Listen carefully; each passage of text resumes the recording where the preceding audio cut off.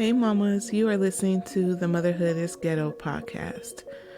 We all know motherhood can be a beautiful thing, but girl, it can also be ghetto. Join me as we discuss some of the best and worst parts of being a mom raising kids, all while trying to figure out this thing called life. This ghetto is a safe space, mamas. So welcome to the hood.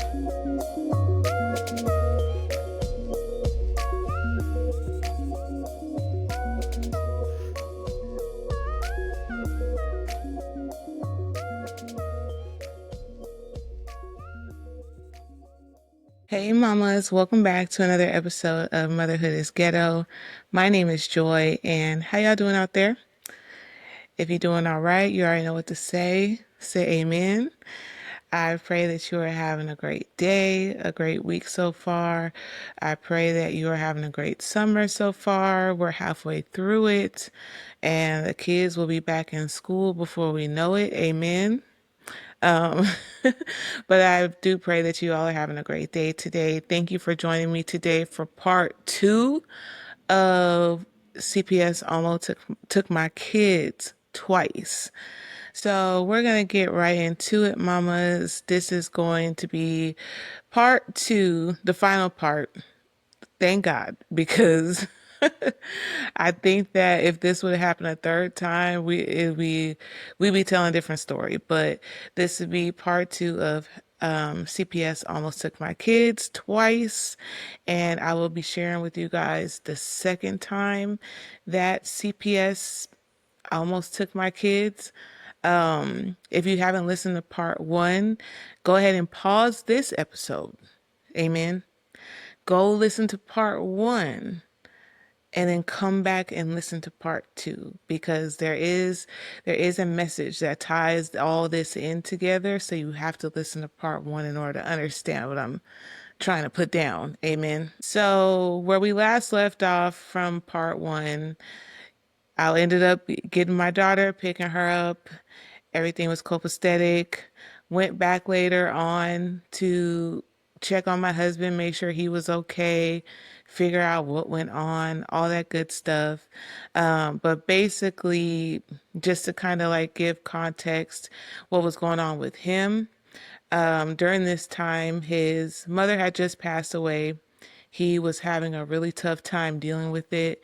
So he was turning to a lot of drinking, a lot of substance abuse, and he just was not in the right mindset mentally. And things ensued, and there ended up being some sort of traffic stop, and it just all kind of like snowballed from there. But here we are now, part two. So this is a few months later. I want to say this is probably now, I think at the time that this happened, it was like that summer. So now we're headed into the fall of that same year. And after the first incident, I'm kind of like, okay, I need to, as much as I don't want to, I need to make sure that like I'm not leaving my kids alone with my husband. Like, I need to be making sure that if we go somewhere, we all go together, or I take the kids with me. It's just that he was not in the right state of mind to be able to responsibly care for our kids. And I don't say that, anything negative or anything towards him. I love my husband. I hope he continues to rest in peace. But that's just what the facts of the matter were at that time. He was just not there enough to be able to properly care and watch over our kids. So during this time between the summer and the fall from the first incident, I was really, like I said, making sure that we're all together, making sure that the kids are with me, or if he goes somewhere, then he just goes by himself and I keep the kids with me just to make sure that they're safe. So a few months goes by, and I was getting ready to go to a family function for my side of the family, and my husband didn't want to go. And this is a point in time where Solomon's not diagnosed yet for autism, and we don't know that there's anything wrong with him. We just know that he doesn't talk and he screams everywhere we go. So when I did want to go somewhere, it was always very daunting. It was very frustrating because he would get so frustrated so easily. He would scream, he would cry, he would throw himself on the floor. And at that time, we didn't know what was wrong with him, what was going on with him. So when I'm getting ready to go to this family function, I'm like thinking in my head, like, I really don't want to take Solomon with me. And then where we were going, like, there was a pool in the backyard. So I was like, I don't want to have to be worried about him running towards the pool and just him throwing fits and screaming and yelling and all that stuff. So things have been going okay so far, and me and my husband, we sat down and we talked about everything that happened, and was telling him, I understand, you're hurting, you just lost your mom, but I need you to slow down on the drinking. Like I need you to help me with these kids, but I'm gonna, do all of I can to make sure that we get you back on track. So when I was getting ready to go to this family function, my husband said he didn't want to go, which was cool. And I felt comfortable enough to leave Solomon there at the house with him. And that was not the right choice. That was not the right choice, y'all. So I go on to the family function with Genesis and Jahari Jr. I leave Solomon at home with his dad, and also my stepdaughter is there too. And so I'm at the family function. We're having a good time, everything like that. Everything is good, no problem. I get a call on my phone, and it's not a number that I recognize. So I ignore it the first time, and I keep going about my business with my family. And then the number calls me again.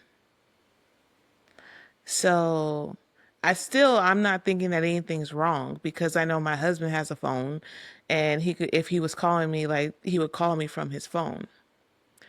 So the second time this number calls, I answer it, and I pick up the phone, and there's a lady on the other line. And the lady that's on the other line is my neighbor. She lived across the way from our apartment. So it was our door, and then across our door was her door. And she says, "Hey, ma'am, like I'm your next door neighbor, whoop de whoop. You need to get home right now." She said, "They finna take your husband to jail, and they finna take your kids, and you need to get home right now." Y'all, when I tell you, my heart hit the floor again. I was like, not again. I thought things were getting better. I messed up again.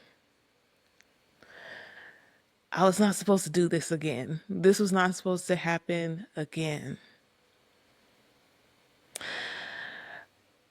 So I'm like, okay, I'm on my way. And I leave Genesis and Jahari Jr. with my mom at the family function, and I say, I gotta go.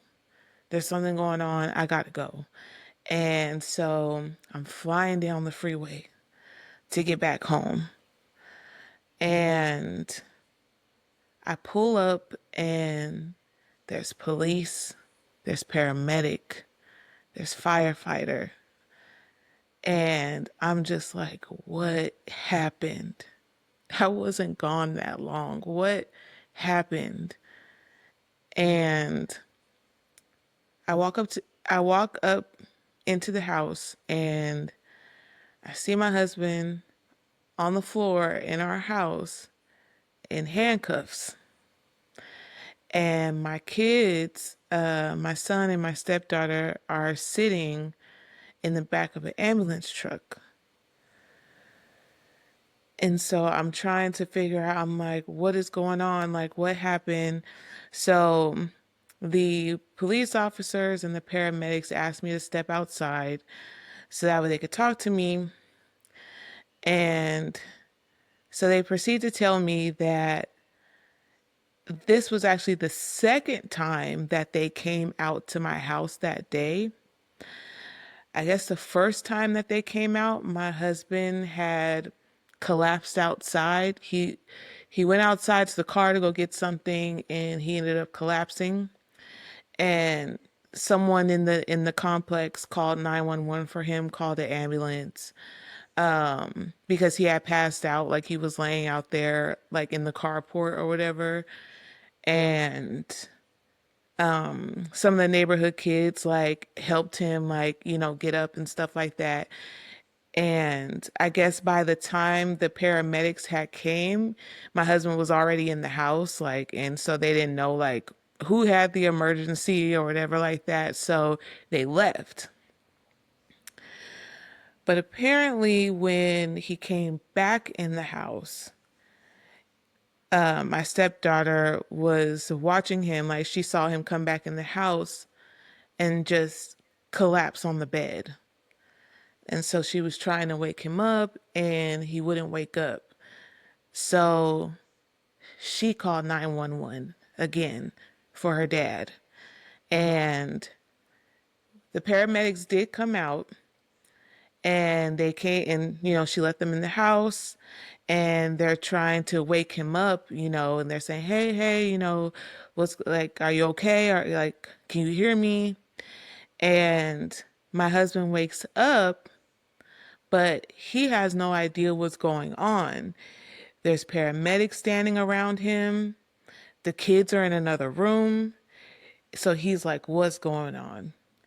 And from the way that it was described to me by the paramedics, he just turned into the Hulk. Like he started yelling and punched one of the paramedics, all that stuff. So then, of course, they called the police. And that's how the police got involved and all that. So I guess the tussle came from the bedroom to the living room. So that's why I found him handcuffed in the living room. But during that time, my front door is open. So my next door neighbor is seeing everything that's going on. And when I was talking to my husband about it, because I was wondering how she got my phone number, how she knew to call me. And when I talked to my husband about it, he said that when they had me in handcuffs, he was like, the only thing I knew to do was scream your phone number. And that's all I started doing was screaming your phone number. And I guess the neighbor heard me and she called you.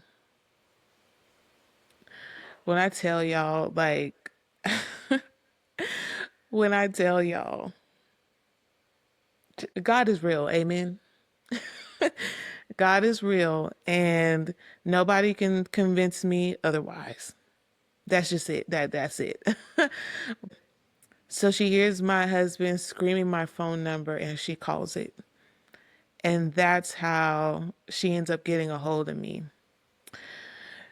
So I'm talking to the paramedics and everything, and I'm explaining to them like I understand because they're at this point they're telling me like he's going to go to jail for a felony assault charge, and I'm like, oh no, like this cannot be.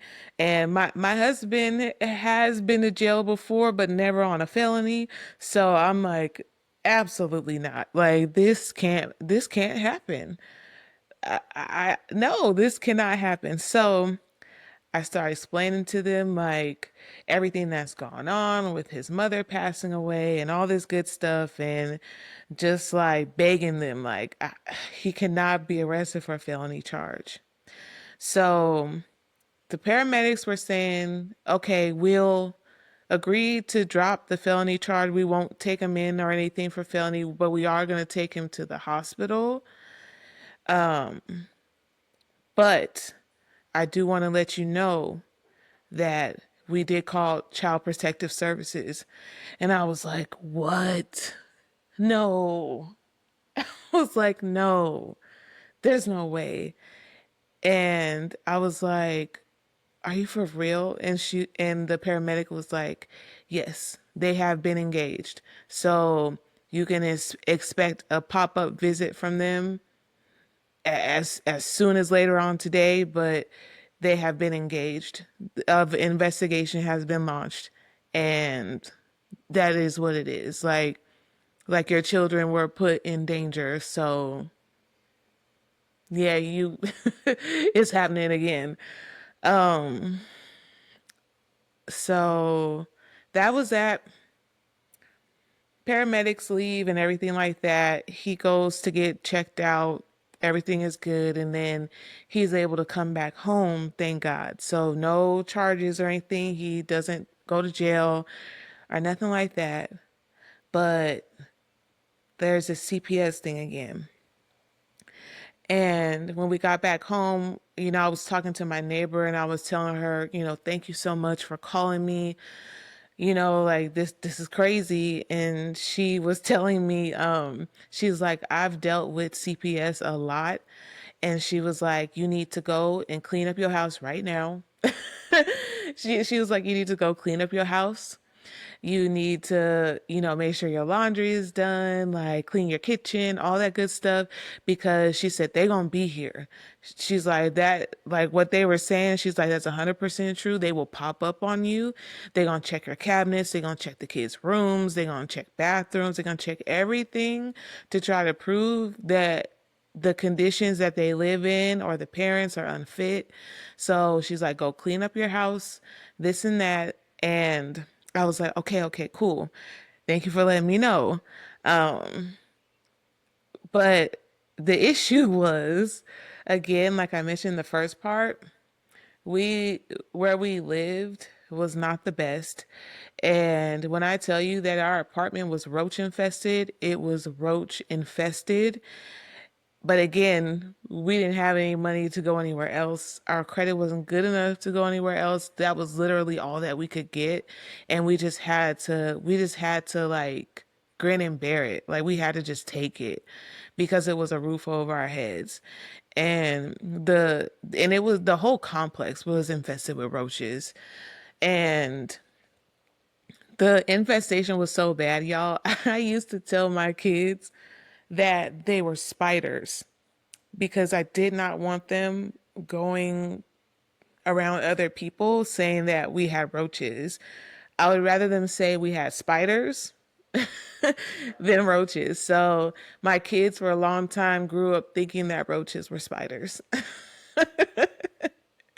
I mean, I had to do what I had to do because I mean, I knew I knew it was roach infested. And also, too, I didn't want them to be scared every time they saw a roach.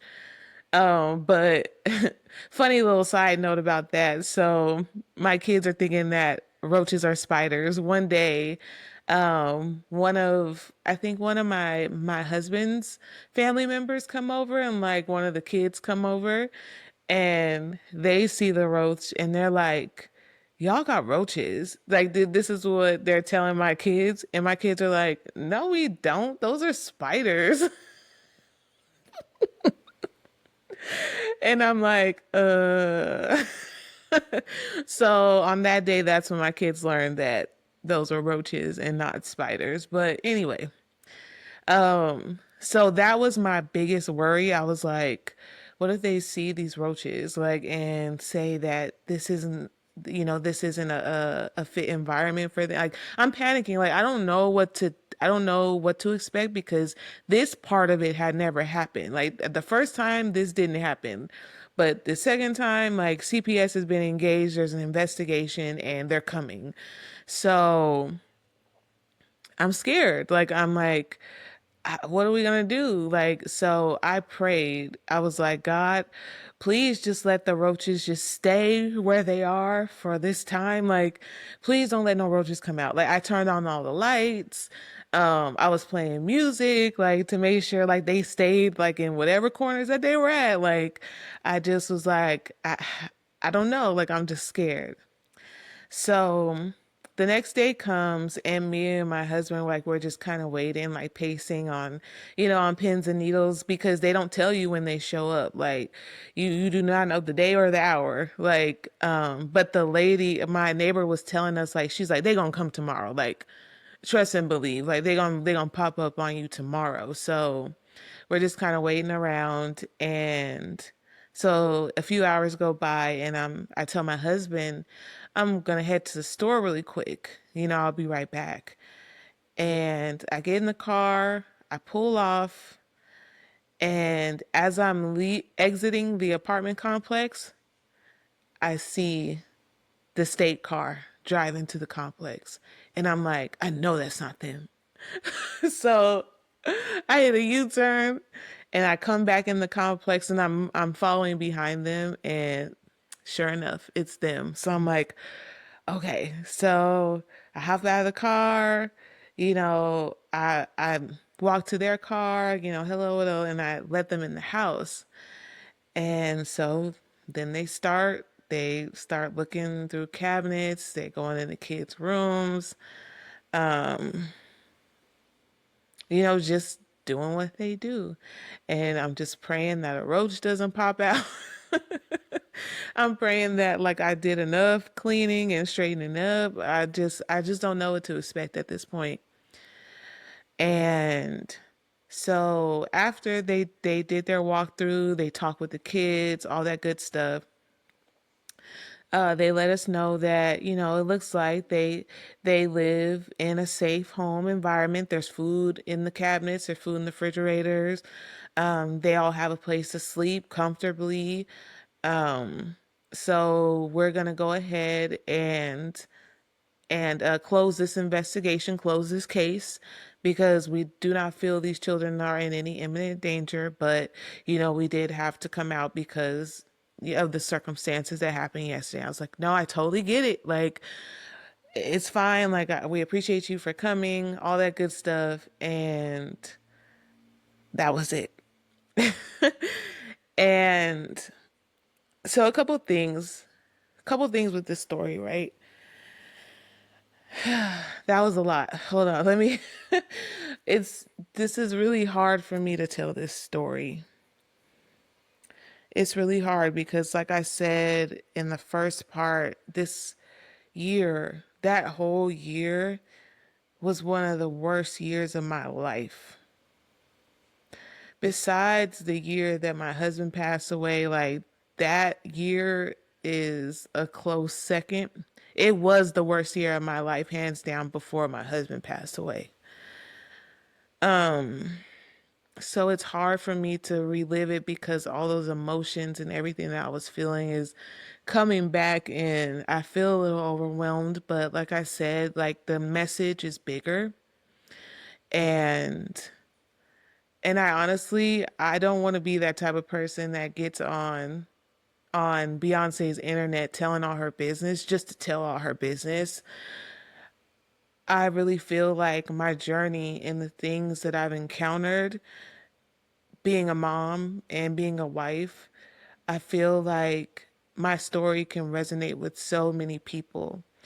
And this second time that CPS was involved in with my children and stuff like that, this was the absolute final wake up call that I needed because God showed me again how easy and with quickness I could lose everything. Like I could lose it just like that. If I did not focus on one, getting my family out of that environment, and two, focusing on what truly needed my attention, to stop trying to escape, to stop trying to ignore my marriage crumbling, to stop ignoring all the negative things that were going on and face it. And I think even after the first incident, like I told myself like, okay, like I need to figure out a way to get, we need to get out of this situation. I need to help my husband, but I don't think that I was fully in it. It was just something, nice to say. And listening to both of these stories, you're probably wondering why, like, like Joy, you weren't even there. Like, so why are you being so hard on yourself? But I do take part responsibility because of the fact that, again, I just wasn't there either. I wanted to be anywhere else so bad. I didn't want to be around my husband. I didn't want to face the fact that I lived somewhere I didn't want to live. It was embarrassing to me. I never invited any one of my family members to that place because I didn't want them to see how we were living. Like, I was embarrassed, I was ashamed, all the things. And I didn't want anyone to tell me or look down on me that I wasn't a good mom or that we're living like this when I really was just trying to make sure my family had a roof over their head. My husband wasn't working. Like, I'm the only one bringing in income, so I had to do what I had to do. And for a long time, I was ashamed of that. Like, I was so ashamed of it. So I do take part responsibility because my priorities weren't straight. As soon as things started to seem like they weren't going right, I tucked my tail and I tried to run as far away from the problems as possible. But again, God showed up and was like, I need you to focus. I need you to get your family out of this side of town. I need you to get out of this environment. I need you to go to higher ground, or you will lose your family. Every single last one of them you will lose. And once I realized that, that was it. I was like, no more. And I started looking for anything, anywhere we could go that would take us in our credit. I started looking for different apartments. Of course, got turned down everywhere that I went. I had ran out of options. And just when I was ready to give up, I was like, I'm gonna ask my brother to put an apartment in his name for me. And you already know, like, that's a huge ask of anyone to put something in their name. Like, that means that they're trusting you to make sure that there's no damages, rent gets paid because it's their name on the line. And I wasn't sure if he was gonna do it or not. I had no idea, but I was like, this is my last resort. My parents can't help me. My friends or the little friends I had back then, like, they can't help me. No other family can help.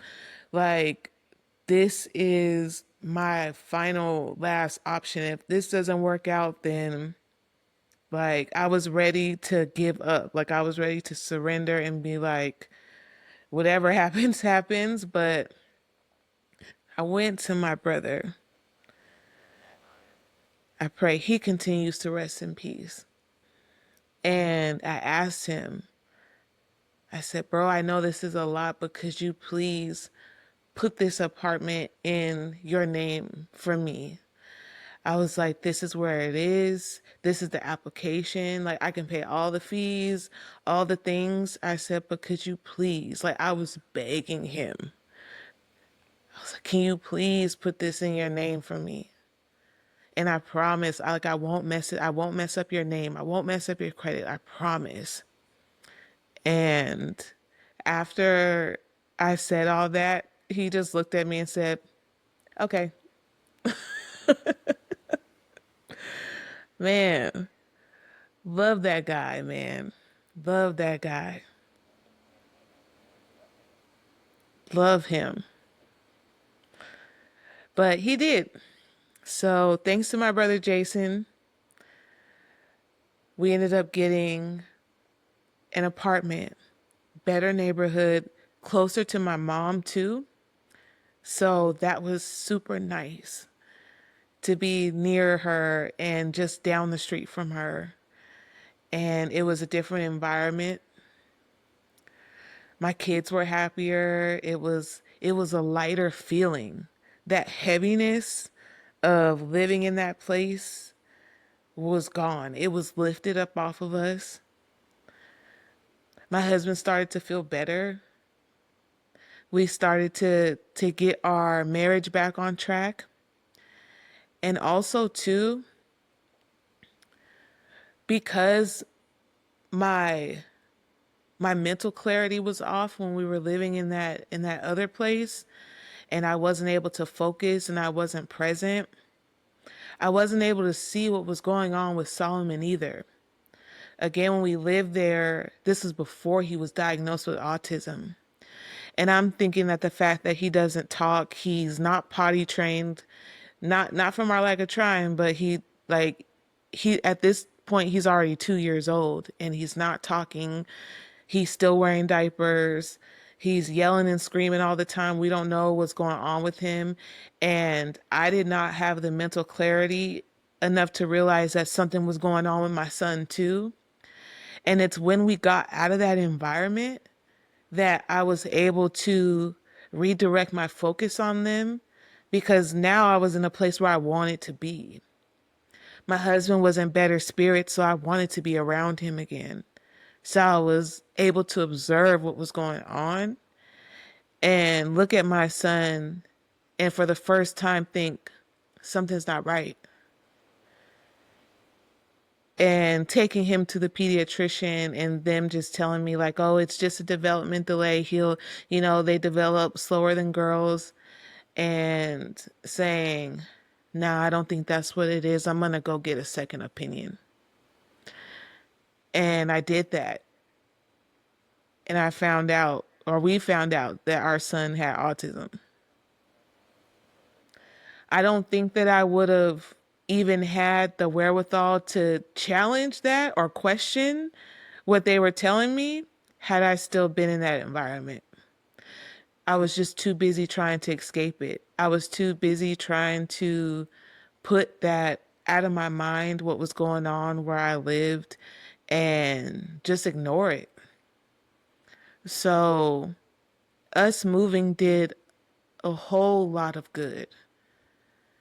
And at that moment, it was like a do or die situation. I was like, I have to change something. I cannot stay here. We cannot stay here. And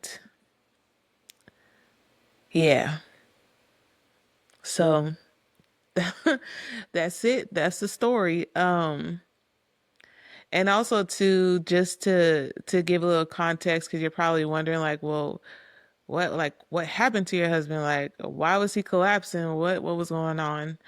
Um, Long story short, there was drugs involved, and a person came to the house after I had left, and they partook in said drugs together, and that was it. And it's all good though. This person, we've made amends. We're good. Um, but yeah, that's pretty much. We had been working on him kind of slowing down on drinking and the drugs and stuff, so that way he can focus on getting better, so that way he can do what he needed to do for our family. And just took that one person to take him backwards. But that's okay, because that was then and this is now. So, and my husband is resting peacefully, so it is what it is. But again, mamas, I'm not telling you this story because I'm trying to air out my business or get views or clicks, stuff like that. Like, none of that matters to me. These things, like these moments, have really shaped the person that I am.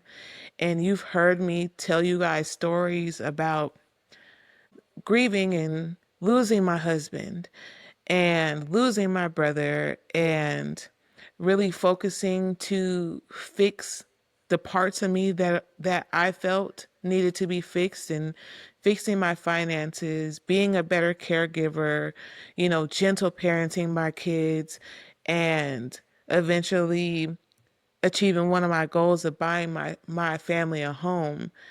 All that stuff I don't feel like would be possible or would have happened if this didn't happen, because it was nothing but God just letting me know, like, hey, I told you that this would continue if y'all continue to stay here where you are. And I need you to tighten up. Your husband's not going to be able to do this.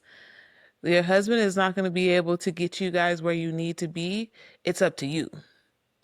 So if I have to scare you and threaten to take away your kids, then that's what I'll do, because you're not going to do it otherwise. And I thank God that he did, because I might still be living on the east side. But difference is I would have no husband and no kids. So again, I say all this to say, like, you are not your mistakes. You are more than your mistakes. You can come back from any mistake that you've made.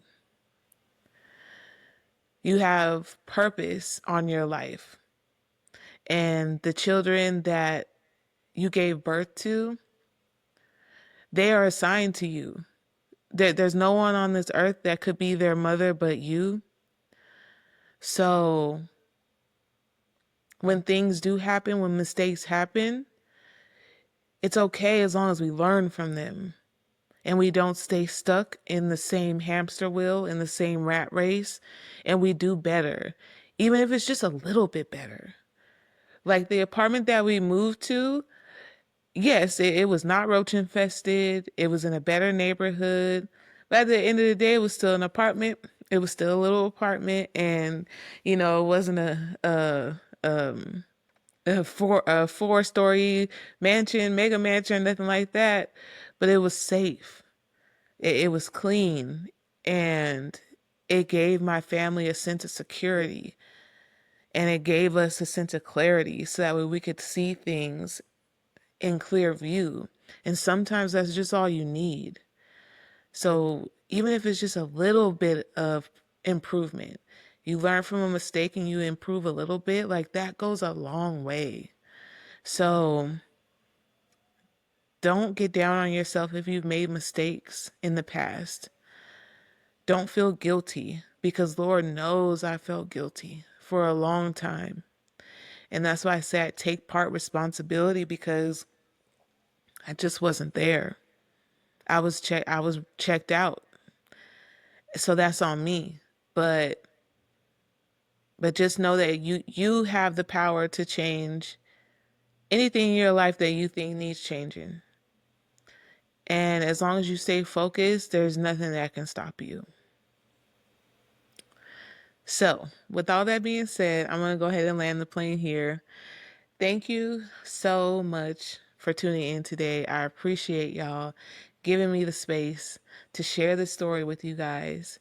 And if you thought that this was helpful or you resonated with it in any way, please do not hesitate to share it with someone who you think would find it helpful as well.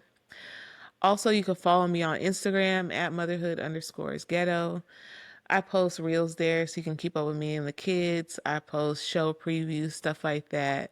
And you can also DM me there if you have any questions or any topics you'd like me to discuss on motherhood.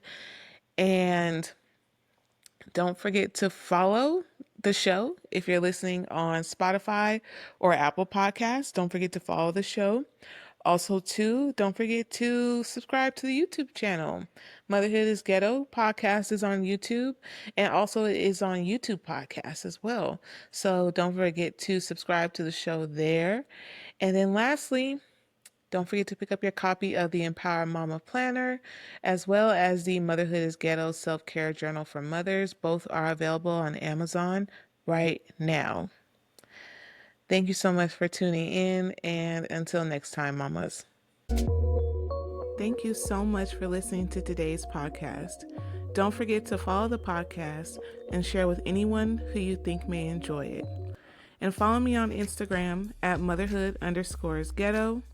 Also, feel free to DM me if you have any experiences, opinions, or views on motherhood you'd like me to share on the podcast.